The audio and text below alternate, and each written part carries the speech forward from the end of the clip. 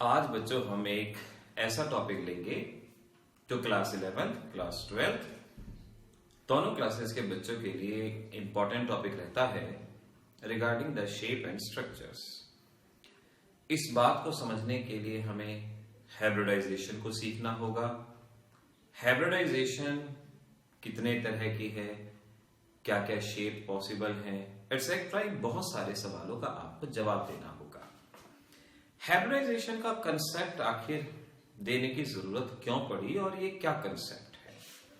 देखिए, जैसे कि आप सभी जानते हैं, कार्बन के पास 4 ऑर्बिटल होते हैं जिसमें अनपेयर्ड इलेक्ट्रॉन है, s ऑर्बिटल, p ऑर्बिटल, दोनों अलग अलग तरह के ऑर्बिटल हैं। लेकिन जब ये बॉन्ड बनाते हैं तो इन दोनों की शेप सेम होती है और इनकी एनर्जी भी सेम होती है। अब हमें इसी बात को बताना होगा, कार्बन जहां s और p दो तरह के ऑर्बिटल बॉन्डिंग में पार्टिसिपेट करते हैं तो उनकी शेप कैसे सेम होगी और कैसे वो एक जैसी एनर्जी पोजेस करते हैं। ऐसी ही कुछ बातों को एक्सप्लेन करने के लिए हाइब्रिडाइजेशन का फिनोमिना दिया गया। हाइब्रिडाइजेशन का मीनिंग ये है कि जब बॉन्ड बनने वाला हो उस वक्त एटम के सभी ऑर्बिटल जो बॉन्ड बनाने वाले हैं इंटरमिक्स हो जाएं और नए ऑर्बिटल प्रोड्यूस करें जिनकी एनर्जी भी सेम होती है और जिनकी शेप भी सेम होती है। So we can say intermixing of atomic orbitals of same atom having almost nearly same energy to produce new orbital having identical shape and identical energies। आइए समझते हैं कितने तरह की हाइब्रिडाइजेशन। पहली हाइब्रिडाइजेशन है, इसे sp हाइब्रिडाइजेशन कहा जाता है। Small s small p sp hybridisation, इसका दूसरा नाम डायगोनल हाइब्रिडाइजेशन भी कहलाया जाता है। sp हाइब्रिडाइजेशन में एक s ऑर्बिटल और एक p ऑर्बिटल पार्टिसिपेट करेंगे। कोई भी एटम जैसे बेरिलियम, बोरॉन, कार्बन, एक s ऑर्बिटल और एक p ऑर्बिटल इंटरमिक्स होंगे और इंटरमिक्स होकर नए ऑर्बिटल्स देंगे जिन्हें हाइब्रिड ऑर्बिटल कहा जाएगा। ये इंटरमिक्स हुए और इंटरमिक्स होकर दो नए ऑर्बिटल दिए जिन्हें हाइब्रिड ऑर्बिटल कहा गया। और ये हाइब्रिड ऑर्बिटल एक पर्टिकुलर ओरिएंटेशन में अरेंज हो जाएंगे जहां स्टेबिलिटी मैक्सिमम हो। और इस तरह से sp हाइब्रिडाइजेशन, इस तरह का ऑर्बिटल यहां पर होगा, शेप रहेगी लीनियर, बॉन्ड एंगल 180 डिग्री। इस तरह से हुई sp हाइब्रिडाइजेशन। एग्जाम्पल BeCl2, ये एग्जाम्पल लिया जा सकता है C2H2 एटसेट्रा। बेरिलियम के पास एक s ऑर्बिटल, एक p ऑर्बिटल, जैसे ये बेरिलियम है, 1s2 2s2, ये इसका कॉन्फ़िगरेशन है। बेरिलियम को कितने बॉन्ड बनाने हैं? BeCl2 के अंदर 2 बॉन्ड, तो कम से कम 2 अनपेयर्ड इलेक्ट्रॉन होने चाहिए। यहां नहीं है, एक इलेक्ट्रॉन एक्साइट हुआ इस तरह से, सो वी कैन से 2 अनपेयर्ड इलेक्ट्रॉन। अब ये दोनों के दोनों आपस में इंटरमिक्स हो गए और इस तरह से हाइब्रिडाइजेशन sp। लेट ये है s ऑर्बिटल और ये है p ऑर्बिटल, इंटरमिक्स हो गए और ये बन गया बेरिलियम का sp हाइब्रिडाइज्ड ऑर्बिटल। अब ये sp हाइब्रिडाइज्ड ऑर्बिटल क्लोरीन के साथ ओवरलैप हो जाएगा। क्लोरीन में p ऑर्बिटल होता है जहां अनपेयर्ड इलेक्ट्रॉन है, 3p orbital of chlorine, sp hybridised orbital of beryllium, और फिर एक और यहां पर क्लोरीन।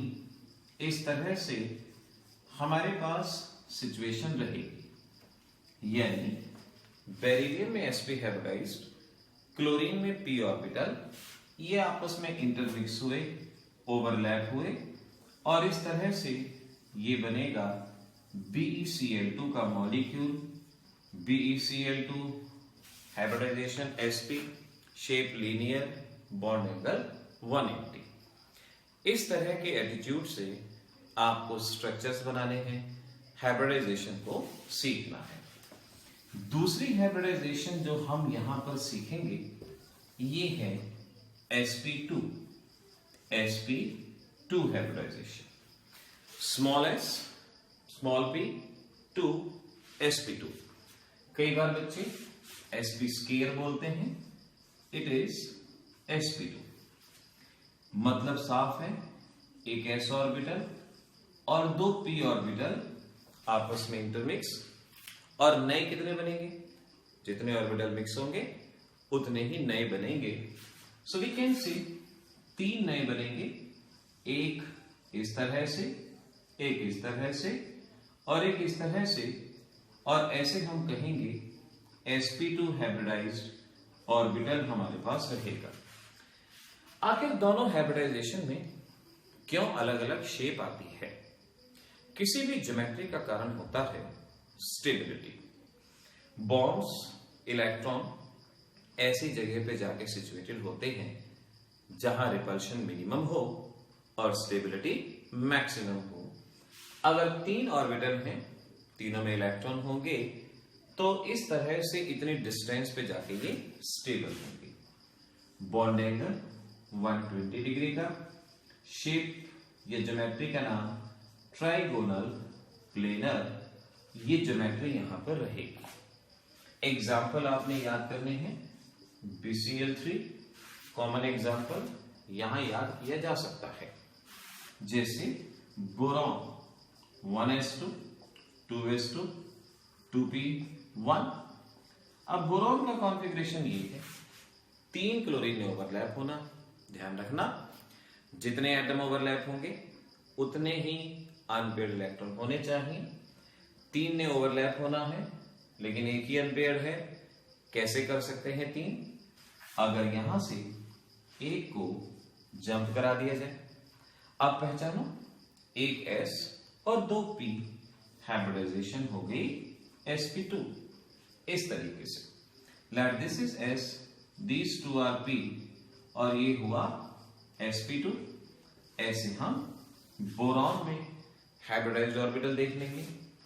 मैं यहां बना देता हूं दोबारा, बोरॉन sp2।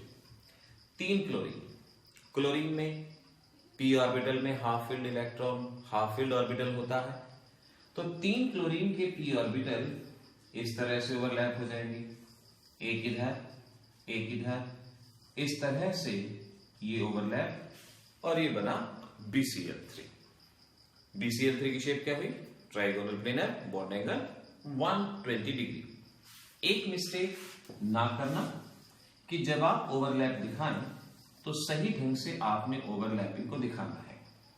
कई बार बच्चों से मिस्टेक ये होती है कि जैसे ये बोरॉन है, वो क्लोरीन को इस तरह से ऐसे ओवरलैपिंग दिखा देंगे। रिमेंबर, आपने ऑर्बिटल ओवरलैप कराने हैं, टांगने नहीं है।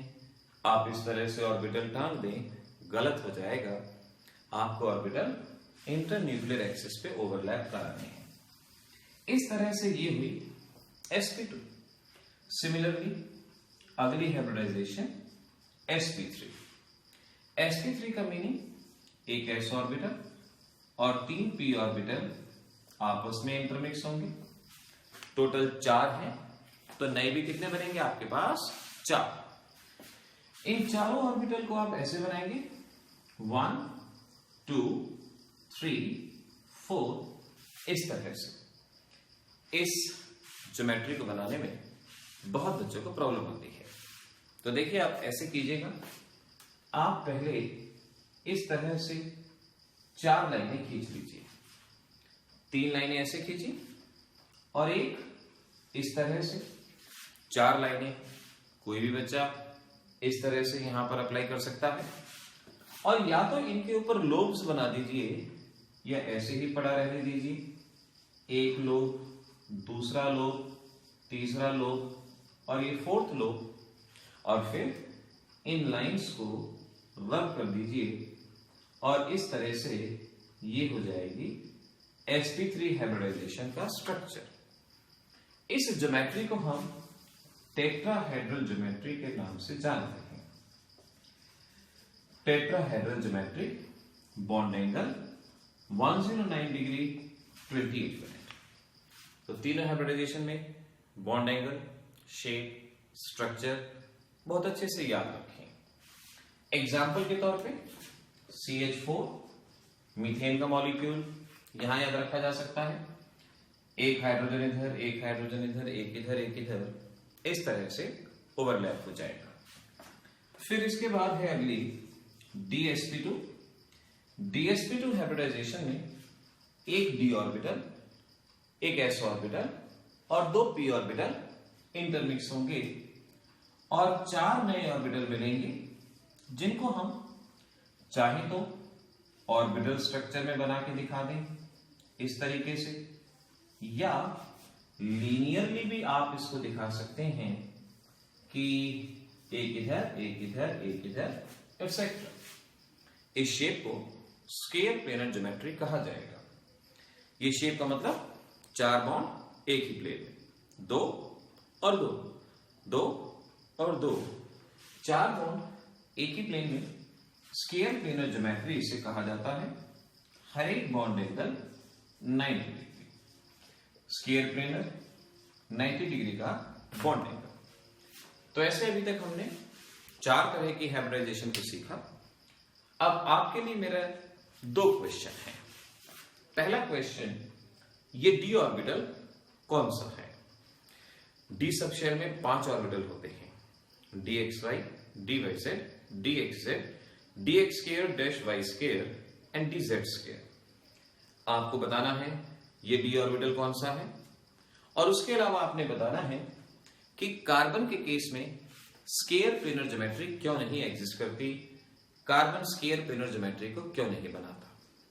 तो आज इस वीडियो लेक्चर के अंदर हमने 4 हाइब्रिडाइजेशन को सीखा। बाकी की हाइब्रिडाइजेशन नेक्स्ट वीडियो लेक्चर में अलॉन्ग विद एग्जांपल। ध्यान रखिए, ये कुछ बेसिक हाइब्रिडाइजेशन थी जिसमें यही कुछ आपको चीजें याद रखनी थी, कुछ स्ट्रक्चर। हमारे आने वाली हाइब्रिडाइजेशंस लाइक sp3d, sp3d2 वो काफी इंपॉर्टेंट हैं, जहां मैं आपको विद स्ट्रक्चर, विद एग्जांपल इस हाइब्रिडाइजेशन और स्ट्रक्चर मेकिंग के बारे में सिखाऊंगा। तो देखते रहिए, ऐसे ही हम इन स्ट्रक्चर्स को, हाइब्रिडाइजेशन को और धीरे धीरे competitive, board exam, school exam सभी को धीरे धीरे तैयार करते जाएंगे। क्लास 11, क्लास 12 दोनों क्लासेस के बच्चों के लिए ये हाईली इंपॉर्टेंट चीजें रहेंगी। So have a nice time. जो मर्जी आए कीजिए, लेकिन पढ़ाई जरूर कीजिए।